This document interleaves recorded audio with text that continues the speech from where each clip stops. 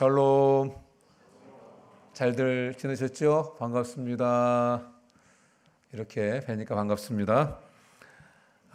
지난주 우리는 예수님께서 누구든지 목마르거든 내게로 와서 마셔라 이렇게 초청하시는 내용을 가지고 말씀을 살펴봤습니다. 오늘은 절대 절망에 있던 한 여자가 예수님을 통해서 구원받는 그런 내용에 대해서 함께 살펴보도록 하겠습니다. 성령께서 우리의 마음과 귀를 활짝 열어주셔서 하나님께서 우리 각자에게 들려주시는 그 한 말씀 한 말씀 다 듣고 돌아가는 한 분 한 분 되시기를 주님의 이름으로 축복합니다. 유대 지도자들에게 있어서 예수님은 눈에 가시거리였습니다. 그래서 이 예수를 어떻게 죽일까 늘 기회를 찾으면서 이 마음속에는 분노와 증오심이 부글부글 끓어올랐습니다. 그러다가 지난주 마지막 구절 7장 53절에 보면 해가 졌습니다. 그리고 사람들은 그 부글부글 끓어오르는 분노와 증오심을 가지고 집으로 돌아갔습니다. 집에서 어떤 일이 있었을까요? 마음속에 분노와 증오가 부글부글 끓는 상태로 집으로 갔으니 제가 생각할 때는 상상입니다. 아마 아내한테도 막 짜증냈을 것 같고 집에 있는 자녀들한테도 막 짜증냈을 것 같아요. 밤에 자려고 그래도 이 마음속에 있는 분노와 증오가 부글부글 끓어가지고 밤잠도 잘 못 잤을 것 같습니다. 그런데 오늘 본문 말씀 1절에 보면 예수님은 어디로 가셨답니다. 어디로 가셨습니까? 예수님은 감난산으로 가셨다. 이렇게 기록하고 있습니다. 이 감난산에는 예수님의 기도처가 있었습니다. 그리고 예수님은 지금 기도하러 가신 겁니다. 왜 기도하러 가셨을까요? 2절에 보니까 다음날 예수님께서 성전에서 사람들을 가르치시기 위해서 하나님께 가서 기도하시며 준비하셨던 것입니다. 또 그날 밤에 하나님과 교제하시면서 하나님께 생각과 사명을 초점을 맞추고 하나님의 뜻을 다시 마음에 새기는 그러한 일들이 있었을 것입니다. 여러분, 우리가 잘 아는 것처럼 예수님은 언제나 사역을 앞두시고 예수님은 기도하셨습니다. 예수님은 중요한 일을 앞두고는 더더욱 하나님께 나아가 기도하셨습니다. 예수님은 12명의 제자를 선발하실 때도 예수님은 밤새 기도하시고 12명의 제자를 선발하셨습니다. 예수님이 십자가를 지시기 전에도 예수님께서 하나님께 나아가서 힘쓰고 애써 기도하시면서 땀이 땅에 떨어지는 핏방울이 되도록 그렇게 하나님 앞에 열심히 하나님께 기도하셨습니다. 여러분, 우리도 핸드폰 다 쓰시죠? 내일 핸드폰 쓰려면 어떻게 합니까? 오늘 밤에 충전해야 됩니다. 기도는 이와 같습니다. 기도할 때 내 영혼에 주님의 영이 성령이 충만하게 충전이 되는 것입니다. 여러분, 우리도 예수님처럼 중요한 일을 앞두고 기도해야 할 줄로 믿습니다. 우리 5월 달에 어떤 일이 있습니까? 5월 달에 전도 초청 주일이 3주 동안 우리 예정되어 있습니다. 우리 그것을 위해서 합심해서 함께 간절히 기도해야 할 줄로 믿습니다. 자, 아멘 하신 분들 제가 다 봐뒀습니다. 본문으로 돌아가겠습니다. 본문 3절로 돌아갑니다. 예수님께서 이제 성전에서 사람들을 가르치고 계시는데 서기관들과 바리새인들이 예수님의 그 가르침을 방해를 했습니다. 간음 중에 있던 여인을 잡아서 질질질질 끌고 와서 예수님 앞에 세웠습니다. 우리나라도 이제 간통죄가 폐지됐죠. 그래서 그런지 모르지만 그 불륜 때문에 헤어지는 분들이 더 많아진 것 같습니다. 간통이 폐지되다 보니까 간이 부은 것 같습니다. 여러분, 이 간음은요, 하나님이 세우신 거룩한 가정을 파괴하는 무서운 죄악입니다. 여러분 한번 상상해 보겠습니다. 그럴 일은 없겠지만 오늘 본문에 나오는 간음한 여인이 만약에 내 아내라면 어떻겠습니까? 오늘 본문에 나온 이 간음한 여인이 내 남편의 마음을 훔친 여자라면 어떻겠습니까? 용서가 되겠습니까? 안 되겠습니까? 잡히기만 해봐라 이거, 이렇게 안 되겠습니까? 최근에 TV에 이호선이라는 분이 굉장히 뜨는 것 같습니다. 그분이 TV에서 상담을 하는 프로그램에 나오시는데 잠깐 볼 기회가 있었습니다. 그런데 그분이 이런 말을 하시더라고요. 외도에 대한 생각이 떠오르면 따귀 한 대를 스스로 때리고 정신을 바짝 차려라, 이렇게 얘기하더라고요. 따귀 한 대를 스스로 때리고 정신을 바짝 차려랍니다. 근데 이 따귀 한 대라는 말이 이 의미가 있더라고요. 사행시를 여러분 한번 그분이 이야기한 걸 한번 하겠습니다. 여러분들 한번 운을 띄워주세요. 한번 해보겠습니다. 따져봐라 가성비. 귀신같이 들킨다. 한순간에 늙는다. 대가는 자녀들이 치른다. 말이 되죠? 따져봐라 가성비. 외도를 하고 났을 때 내가 얻을 것과 잃을 것을 생각해 보라는 겁니다. 외도하고 나면 여러분 배우자를 잃습니다. 외도하고 나면 재산도 잃습니다. 외도하고 나면은 자녀도 잃습니다. 외도하고 나면은 친구도 다 잃습니다. 이 외도는 최악입니다. 최악. 또 외도하고 나면 안 들킬 것 같은데 귀신같이 들킨답니다. 어떻게 들킨다고요? 귀신같이 들킨답니다. 꿈도 꾸지 마시기를 주님의 이름으로 축복합니다. 외도가 떠오르면 따귀 한 대를 치라며, 따귀 한 대. 따져보라 가성비. 귀신같이 들킨다. 한순간에 늙는다. 외도하면 순간은 짜릿한데 금방 늙는다고 합니다. 그 다음에 대가는 자녀가 치르는데 외도하지 않은 가정의 자녀들이 이혼할 프로테이지는 22%랍니다. 그런데 외도한 가정의 자녀들이 이혼할 프로테이지는 44%, 2배나 된다고 합니다. 그래서 외도를 하게 되면 대가는 자녀가 치르게 된답니다. 여러분 자녀들 사랑하시죠? 외도가 이 봄내래 모락모락 떠오르시면 따귀 한 대를 딱 때리시기를 주님의 이름으로 축복합니다. 대답 안 하는 청년들은 뭐야? 장가를 안 가서 그런 거야? 자, 여러분, 이 여인이 왜 죄를 지었습니까? 저와 여러분들은 왜 죄를 짓습니까? 아무도 없을 거야. 아무도 못 볼 거야. 그런 생각 때문에 우리가 죄를 짓지 않습니까? 그런데 여러분, 우리가 꼭 기억해야 될 게 있어요. 하나님은 다 보고 계신다. 아멘이십니까? 하나님은 불꽃 같은 눈으로 다 보고 계신 줄로 믿습니다. 본문으로 돌아가서 서기관과 바리새인들이 간음 중에 잡혀온 여자를 예수님 앞에 세우고 말합니다. 4절입니다.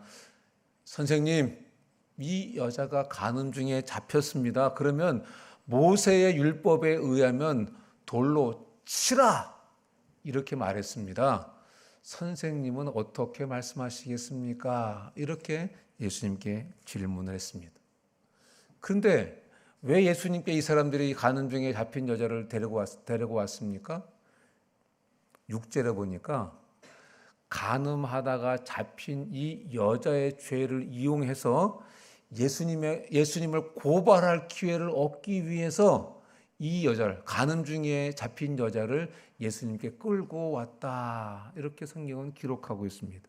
그리고 예수님께 질문합니다. 예수님, 모세율법은 이런 여자 돌로 쳐서 죽이라 그랬는데 선생님은 어떻게 말씀하시겠습니까? 여러분, 지금 이 상황, 이 이스라엘의 상황은 지금 로마의 지배하에 있는 그런 상황입니다. 그런데 로마는 유화 정책으로 이스라엘에게 왕을 허락했습니다. 그리고 그 왕이 이스라엘의 율법대로 그들을 다스릴 수 있도록 허락해 줬습니다. 그런데 허락하지 않은 것이 뭐냐면 사람을 죽이는 그 일만은 허락하지 않았습니다. 근데 만약에 로마에게 허락받지 않고 사람을 죽이면 반역죄로 여기고 엄하게 그 죄를 다스렸다고 합니다. 여러분, 우리가 아는 것처럼 율법의 죄의 종류는 엄청나게 많습니다. 그런데 그 율법의 많은 죄 중에서도 3대 중범죄가 있습니다. 그 뭐냐면 첫 번째가 살인죄, 첫 번째가 우상숭배, 두 번째가 살인죄, 세 번째가 간음죄입니다. 이 중대 3대 범죄는 돌로 쳐 죽이라고 모세가 말했습니다. 그런데 사람들이 지금 손에 돌을 들고 성전으로 예수님을 끌고 와서 예수님께 당신은 어떻게 하겠습니까? 이렇게 질문한 것입니다. 자, 앞에서도 말씀을 드렸습니다. 예수님께서 돌로 쳐라. 그러면은 누구 법에 걸리는 겁니까? 로마의 법에 걸리는 겁니다. 그러니까 예수님이 지금 엄청나게 로마로부터 응징을 당하게 되는 거죠. 그렇다고 예수님께서 돌로 치지 마라 그러면 자기가 하늘로부터 왔다고 하면서 모세 율법을 어기네? 이렇게 되는 것입니다. 그러니까 지금 예수님은 이렇게도 할 수 없고 저렇게도 할 수 없는 그러한 공경에 걸려든 것입니다. 여러분, 그런데 이런 상황 속에서 예수님께서 어떻게 하셨습니까? 6절 하반절에 보니까 예수님께서 몸을 굽히시고 땅바닥에다가 손가락으로 글을 쓰셨다라고 성경은 기록하고 있습니다. 자, 예수님이 지금 땅바닥에다 글을 쓰셨습니다. 누가 볼 수 있었겠습니까? 아마 맨 앞줄에 있는 사람들은 이렇게 봤을 수도 있을 것 같습니다. 그런데 그 줄 뒤에 있는 사람들은 무슨 글을 쓰는 거야? 이렇게 궁금했을 것 같습니다. 또 그 시대 유대인들은 이 글을 모르는 사람들이 많았다고 합니다. 그러니까 그 중에 섰던 사람들 중에서도 글을 모르니까 저게 도대체 뭐라고 쓴 거야? 그렇게 했을 것 같습니다. 그런데 예수님께서 글을 땅에 쓰신 다음에 일어서서 뭐라고 말씀하셨습니다. 7절 우리 한번 다 같이 읽어보겠습니다. 시작.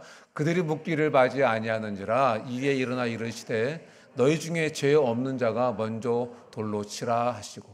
사람들이 다 궁금해하니까, 이건 제 생각입니다. 제 상상입니다. 이거는 예수님이 글을 쓰셨는데 사람들이 다 궁금해하니까 예수님께서 쓰신 글을 읽어주신 것 같아요.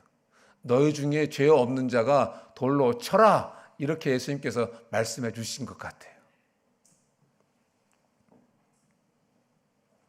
여러분, 여기서 죄 없는 자가 돌로 치라 할 때 이 죄 없는 자는 헬라어 원어적으로는 어떤 뜻이냐면 마음속에서도 죄가 없는 자가 돌로 쳐라, 이렇게 말씀하신 것입니다. 마음속으로도 죄가 없는 자가 돌로 쳐라. 이 말씀은 무슨 말씀입니까? 우리 중에는 죄 없는 사람이 아무도 없다고 예수님이 지금 말씀하신 것입니다. 여러분, 우리가 살고 있는 이 세상에는 두 종류의 사람이 있습니다. 한 종류는 어떤 사람이냐면 지은 죄가 발각된 죄인. 또 한 종류의 사람은 지은 죄가 발각되지 않은 죄인. 이 두 종류의 사람밖에 없습니다. 여러분, 어떤 종류의 사람이십니까? 저는 부끄럽지만 발각되지 않은 죄인입니다. 여러분도 그러세요? 그러시네요. 예, 알겠습니다. 그런데 예수님께서 너희 중에 죄 없는 자가 먼저 돌로 쳐라 이렇게 말씀하셨는데 그 말을 들은 사람들 중에 어떤 사람은 그래 맞아 나는 죄인이지 그렇게 생각하는 사람도 있었겠지만 또 어떤 부류의 사람들은 내가 무슨 죄를 졌다고 이렇게 생각하는 사람도 있었을 것입니다. 그래서 8절에 보면 예수님께서 다시 그들이 돌아설 수 있는 기회를 주시기 위해서 다시 땅바닥에다가 손으로 글을 쓰셨다고 성경은 기록하고 있습니다. 뭐로가 썼는지는 아무도 모릅니다. 그런데 제가 지금 묵상하고 상상하면서 쓰는 겁니다. 예수님께서 글로 쓰고 말할 때하고 다르잖아요. 글로 쓰실 때는 너희 중에 누구든지 마음속에도 죄가 없는 자가 돌로 쳐라 라고 쓰셨는데 말로 할 때는 사람들이 못 알아들을 수 있잖아요. 그러니까 예수님께서 이번에는 구체적으로 쓰신 것 같아요. 살인, 분쟁, 사기, 악독, 수군수군, 비방, 부모를 거역함, 무정함, 도적질, 거짓말, 교만, 미움, 질투, 탐심, 음란한 생각 쭉 그런 죄들을 구체적으로 마음속에서 일어나는 죄까지도 다 쓰셨던 것 같습니다. 그리고 일어나셔서 다시 예수님께서 다시 한번 그 죄를 말씀하셨을 것 같습니다. 그래서 어떤 결과가 벌어졌습니까? 9절입니다. 사람들이 반응이 있었습니다. 보니까 사람들이 예수님의 말씀을 듣고 양심의 가책을 느꼈다 그랬습니다. 여기서 양심의 가책을 느꼈다는 이 말은 헬라어 원문으로는 이런 뜻입니다. 자기가 얼마나 더러운 죄인인지를 알게 되었다는 것입니다. 그들이 양심의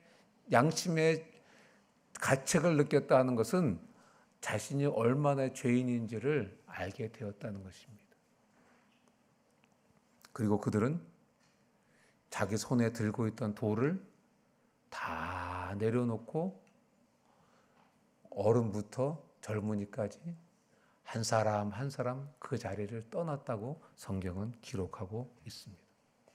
여러분 지금 이 상황이 어디서 벌어지고 있는 것입니까? 예수님이 어디서 가르치셨다고요? 성전에서. 지금 이 상황이 지금 성전에서 벌어지고 있는 상황입니다. 여러분 성전은 어떤 곳입니까? 성전은 하나님을 예배하는 곳입니다. 성전은 어떤 곳입니까? 성전은 기도하는 곳입니다. 성전은 어떤 곳입니까? 성전은 생명을 살리는 곳이 성전입니다. 그런데 지금 그런 성전에서 이 사람들은 돌을 던져서 생명을 죽이겠다고 지금 거기 서 있는 것입니다. 지금 돌을 들고 있는 사람들은 아주 종교적인 사람들입니다. 서기관들입니다. 바리새인들입니다. 대제사장들입니다.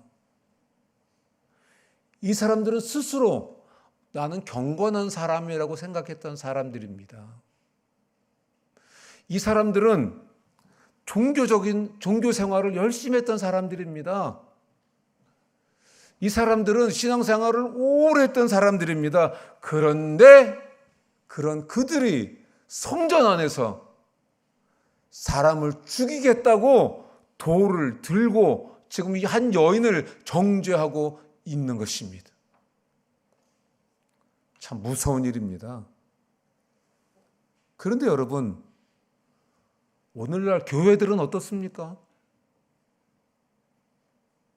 오늘날 교회들은 어떻습니까? 교회 안에서 돌팔매질은 없습니까? 교회 안에서 하나님, 하나님, 주여, 주여 이렇게 외치면서도 손에는 비난의 돌, 판단의 돌, 조롱의 돌, 정죄의 돌을 들고 있지는 않습니까? 서로를 향해서. 여러분, 어떤 사람이 어떤 사람을 비판할 때 그 비판에 함부로 동조하지 마시기를 부탁드립니다.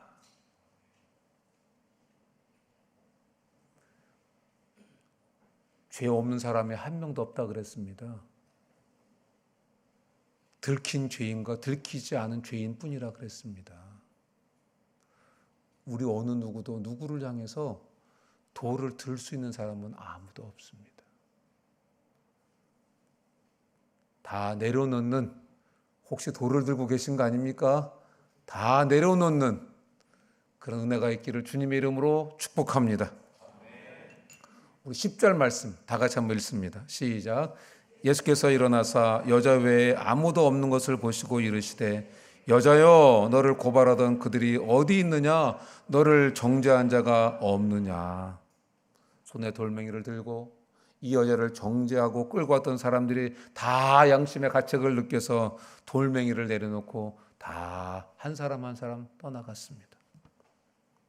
이제 예수님이 그 여인에게, 정죄받은 여인에게 예수님이 물어보십니다. 너를 정죄하던 사람이 어디 있느냐? 11절에 보면 이 여인이 대답합니다. 주여 없나이다. 예수님이 말씀하십니다. 나도 너를 정죄하지 않는다. 가서 다시는 죄를 짓지 말아라. 이렇게 말씀하십니다. 히브리서 4장 15절에 보면은 예수님은 죄가 없는 분이시다 그랬습니다. 자, 그러면 그 여인에게 돌 던질 수 있는 자격이 있는 사람이 누굽니까? 예수님은 던질 수 있습니다. 거기 돌멩이가 얼마나 많습니까? 다 군중들이 돌멩이 하나씩 들고 왔습니다. 그리고 지금 그 돌멩이를 거기 놓고 다 갔습니다. 그럼 거기에 돌멩이가 가득 쌓여 있는 것입니다. 그럼 예수님께서 어디 보자, 돌멩이 많네. 자, 하나, 자, 둘, 이렇게 안 하셨다는 겁니다. 예수님은 얼마든지 그렇게 하실 수 있는 죄 없는 분이셨는데 예수님은 나도 너를 정죄하지 않는다. 다시는 가서 죄를 범하지 말아라. 이렇게 예수님은 말씀해 주신 것입니다. 예수님은 이 여인을 정죄하지 않고 용서하셨습니다. 그런데 여러분, 예수님께서 이 여인을 용서하신 목적이 있습니다. 내가 용서해 줄 테니까, 얼마든지 용서해 줄 수 있으니까 계속 가서 죄를 져도 좋다. 오케이, 알았지? 이렇게 해서 죄를 용서해 주신 것이 아니고 우리의 죄를 용서해 주신 목적은 다시는 가서 죄를 짓지 말라고 조건부로 용서해 주신 것입니다. 절대적인 용서를 해주셨지만 그 용서는 조건 있는 용서라는 것입니다. 다시는 가서 죄를 짓지 말아라. 자, 한번 생각해 보겠습니다. 예수님께서 이 여인의 죄를 용서해 주셨고 용서받은 여인은 갔습니다. 뭐가 남았냐면 죄가 남았습니다. 여러분, 그러면 누가 이 죄를 감당해야 됩니까? 그럼 이 죄는 어떻게 되는 겁니까? 죄 지은 여인은 갔어요. 죄는 남았어요. 그러면 이 죄는 어떻게 해결돼야 되는 겁니까? 자, 이런 예를 한번 들어볼 수 있을 것 같습니다. 많은 사람이 식당에 가서 밥을 먹습니다. 맛있게 먹습니다. 그리고 사람들이 약속이나 한 듯이 1명, 2명 다 빠져나갑니다. 2명 남았습니다. 근데 그 2명 중에 한 사람은 아무것도 안 먹은 사람입니다. 근데 아무것도 안 먹은 사람이 남은 한 사람에게 내가 해결할 테니까 당신은 가라, 이렇게 얘기했습니다. 이제 그러면 누가 그 음식값을 해결하는 겁니까? 아무것도 안 먹은 남겨진 사람이 그 음식값을 해결하는 겁니다. 여러분, 지금 그 이야기입니다. 죄 없으신 예수님께서 혼자 이 죄를 감당해 주시는 것입니다. 할렐루야! 얼마나 감사합니까? 왜 그렇습니까? 예수님은 죄 없으신 분이기 때문에 죄 지은 인간들의 죄를 완벽하게 해결해 주실 수 있는 분이라는 것입니다. 그러면 여러분, 어떻게 예수님이 이 죄를 처리하셨습니까? 요한일서 1장 7절에 보니까 다 같이 읽어보겠습니다. 시작. 그 아들 예수의 피가 우리를 모든 죄에서 깨끗하게 하실 것이요. 어떻게 우리 죄가 해결됐습니까? 십자가에 달려서 내 죄를 위해 죽으시고 피 흘리신 그 예수님의 피가 내 죄를 해결해 주신 것입니다. 여러분, 죄의 힘은 아주 막강합니다. 여러분, 그 죄를 이길 수 있는 사람은 아무도 없습니다. 그러나 예수님의 보혈은 우리의 죄를 용서해 주실 뿐만 아니라 죄를 짓지 않을 수 있는 힘도 공급해 주시는 줄로 믿습니다. 이런 찬양이 있죠. 주 보혈은 강한 힘이 있어 나의 죄를 깨끗하게 했네. 주 보혈은 강한 능력이 있어 나를 구원하셨네. 아멘. 주님의 보혈이 나의 모든 죄를 용서해 주셨습니다. 그리고 주님의 보혈이 그 죄와 싸워 승리할 수 있는 힘도 주시는 줄로 믿습니다. 여러분, 예수님은 이 여인의 죄를 용서하시면서 가서 다시는 죄를 짓지 말라고 말씀해 주셨습니다. 이것이 죄의 목적입니다. 그래서 우리는 죄 용서받은 우리는 피 흘리기까지 죄와 싸워야 되는 것입니다. 무엇을 의지하고? 주님의 보혈을 의지하고. 여러분, 장발장 잘 아시죠? 장발장이 너무 배가 고파가지고 음식을 조금 훔쳐 먹었는데 그것 때문에 감옥에서 오랜 세월을 보냈습니다. 생각해 보세요. 빵 조금 훔쳐 먹었는데 감옥에서 오래 갇혀 있으니 열받는 거예요. 그래서 마음에 사회에 대한 악감을 품고 있었습니다. 그러다가 이제 감옥에서 나오고 신부님 집에 가서 음식을 먹다가 은수저를 훔쳤습니다. 훔치면 잡힌다. 틴틴들 훔치면 잡힌다. 잡혔습니다. 그래서 경찰하고 같이 이 신부님 집에 오게 됐습니다. 장발장이 뭐라 했냐면 신부님이 준 거다. 경찰이 와서 얘기합니다. 이 사람이 이 은수저 신부님이 줬다고 하는데 맞습니까? 맞죠. 아니 이 사람아, 이 은추 때도 줬는데 왜 이건 안 가져갔어? 그렇게 하면서 그 은추 때까지 담아줍니다. 그리고 용서를 합니다. 놀라운 용서였습니다. 그런데 여러분, 여기서 끝나지 않습니다. 이 신부님이 이 장발장에게 이야기합니다. 잊지 말게, 절대로 잊지 말게. 새 사람이 되겠다고 나하고 약속한 것 절대로 잊지 말게. 장발장 나의 형제여, 자네는 더 이상 악마의 종이 아니네. 이 은으로 내가 자네의 영혼을 샀네. 이제 난 자네를 하나님께 돌려드리려고 하네. 여러분, 용서가 무엇입니까? 용서는 사단의 종이 되었던 사람을 하나님께로 돌려드리는 것이, 그것이 바로 용서인 것입니다. 예수님께서 왜 나를 용서해 주셨습니까? 사단의 종 되었던 나를 하나님께 올려드려서 하나님 자녀 되게 해주시려고 예수님께서 십자가에서 피 흘리시고 저와 여러분을 용서해 주신 것입니다. 할렐루야, 얼마나 감사합니까? 이런 우리에게 하나님이 용서하십니다. 얘야, 너 이제 내 자녀야. 고맙고 기쁘다. 네가 내 자녀가 돼서 너무 좋다. 그런데 나는 거룩한 하나님이다. 내가 너한테 요청할 게 있다. 내가 거룩하니까 너도 거룩해라.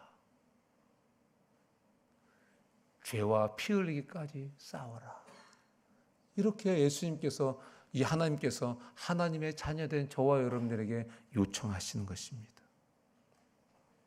여러분, 이 여인에게 요청되는 것은 내가 무슨 죄를 져도 용서받는구나가 아닙니다. 여러분, 용서받은 저와 여러분들에게 요청되는 것은 무슨 죄를 지어도 용서받는다가 아닌 것입니다.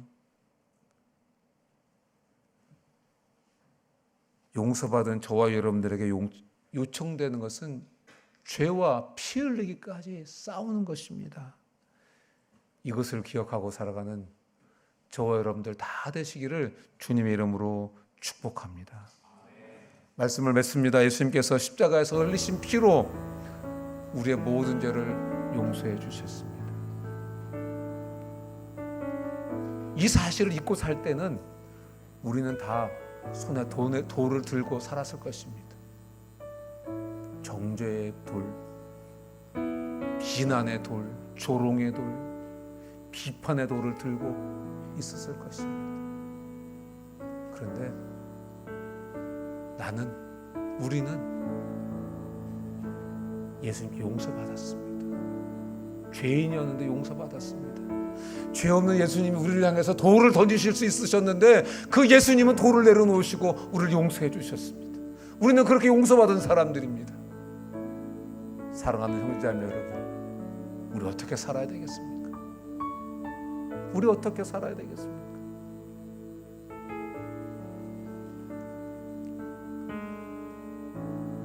하나님, 우리가 죄 짓는 현장에서 우리를 보고 계십니다. 불꽃 같은 눈으로 바라보고 계십니다. 아무도 안 보는 것 같아도 살아계신 하나님은 보고 계십니다. 그 하나님 앞에서 주님의 보혈의 공로를 힘입어 피 흘리기까지 죄와 싸우고 살아가는, 용서받은 은혜에 합당한 삶을 살아가는 그런 저와 여러분들 다 되시기를 주님 이름으로 축원합니다. 우리는 내일부터 이제 고난주간이 시작됩니다. 우리의 죄를 용서해 주시기 위해서 고난당하신 예수님의 은혜와 사랑을 기억하는 그런 한 주간입니다. 우리 이 고난주간 특별 저녁 집회를 통해서 구원의 기쁨, 잃어버린 구원의 기쁨이 다시 회복되기를 축복합니다. 주님의 사랑 더 깊이 깨닫는 고난주간 특별 저녁 집회 되기를 축복합니다. 여러분 바쁘시겠지만 이 한 주간 저녁 시간 따로 떼어놓고 주님께 드리고 은혜 받고 새롭게 되어지는 한 분 한 분 다 되시기를 주님의 이름으로 축복합니다. 우리 들은 말씀 생각하시면서 우리 주여 한번 해주시고 기도하겠습니다. 주여, 아버지 은혜와 사랑에 감사합니다. 오늘도 우리에게 귀한 말씀 들려주시고 내 죄가 예수 그리스도의 보혈의 공로로 용서받은 것 알려주신 것을 감사합니다. 주님이 저를 향해서 마땅히 돌을 던지실 수 있으셨지만 주님은 돌 대신에 용서를 선택하시고 용서를 해주시고 우리를 하나님께 올려드리시고 하나님의 자녀 삼아 주셨습니다.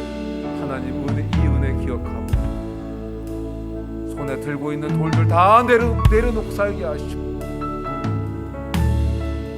서로를 향해서 사랑의 눈빛, 용서의 눈빛, 서로 격려하고 세우고 살아가는 죄들 다 될 수 있도록 주여 은혜 베풀어 주시옵소서. 예수님 이름으로 기도합니다. 아멘. 다 같이 일어나셔서 함께 찬양하시겠습니다.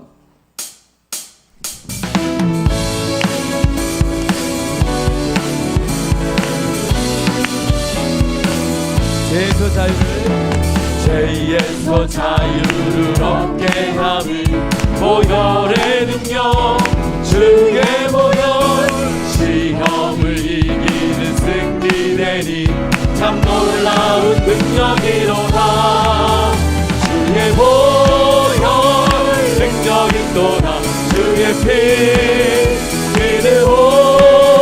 주의 보혈 그 어린 양의 매우 귀중한 피로다.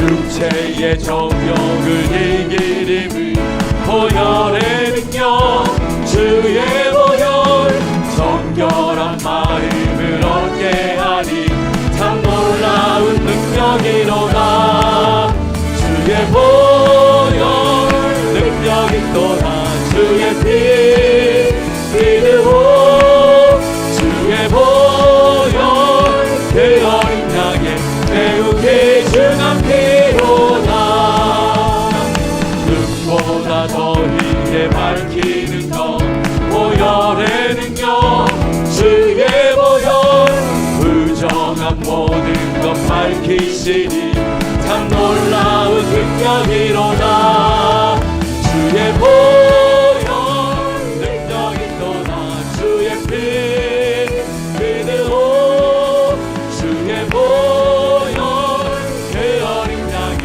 매우 귀중한 주의 보혈 능력이 또다 주의 피 믿으오 주의 보혈 그 어린 양의 매우 귀중한 피로다 아멘. 우리 4절만 다시 한번 부르겠습니다.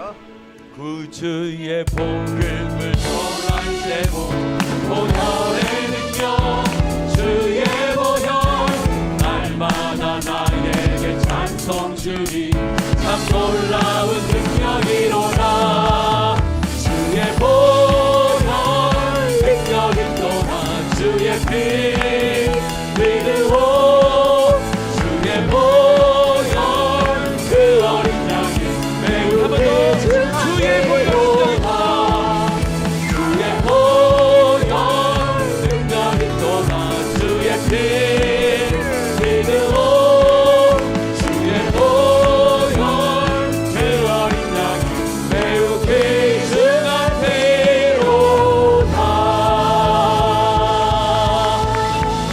아멘. 하나님 아버지 은혜와 사랑에 감사합니다. 오늘도 주님 앞에 나와 예배드릴 수 있는 귀한 은혜와 특권 주신 것을 감사합니다. 오늘도 우리 예배 받으신 줄로 믿고 감사합니다. 하나님, 우리의 생애가 용서받은 은혜 기억하고 손에 잡은 돌 다 내려놓고 살아가는 그런 하나님의 자녀들 다 되도록 축복해 주시고 이 교회가 우리의 가정이 우리의 심령에 천국이 이루어지는 귀한 은혜가 있기를 소원합니다. 하나님, 주님 주신 물질 주님께 드렸습니다. 드린 손길을 기억해 주시고 주님 약속하신 대로 인생의 창고에 쌓을 것이 없도록 축복해 주시고 이 물질이 사용될 때 하나님 홀로 영광 받아 주시옵소서. 지금은 우리 주 예수 그리스도의 크신 은혜와 하나님 아버지의 극진하신 사랑과 성령님의 교통이로 충만하심이 오늘 예배에 참석한 한 분 한 분 위에 지금부터 영원토록 함께 있을지어다. 아멘. 독생